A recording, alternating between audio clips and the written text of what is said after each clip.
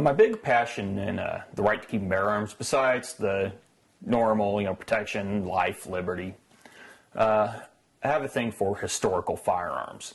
Definitely into restoring, collecting historic guns. I just find the progression of technology just to be in that field just to be fascinating.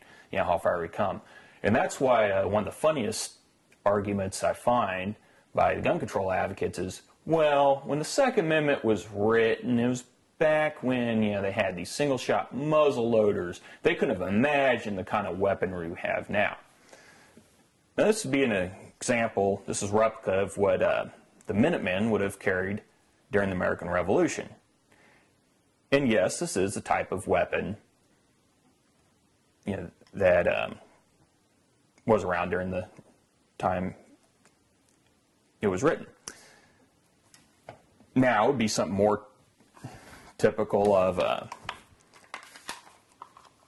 this is similar to what our troops carry, except it doesn't have the full auto function. But other than that, this is a more modern weapon. But let's just step back and let's apply that same standard to the whole Constitution if we're going to apply it to the Second Amendment. Could you imagine our troops over in Iraq and Afghanistan? Because the Constitution does say the government can have a military. Could you imagine if instead of carrying something like this,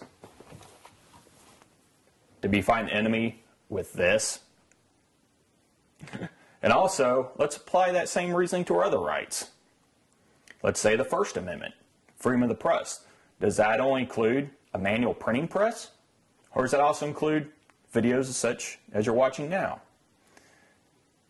Does the freedom of speech only include what you can go out on the street and people can just hear your natural voice? Or does it also include being able to have a microphone? So, to anyone who wants to apply that argument, technology of the time the Constitution was written to the Second Amendment, hey, I'm fine. You want to apply it to the whole Constitution? Now it starts to seem pretty silly.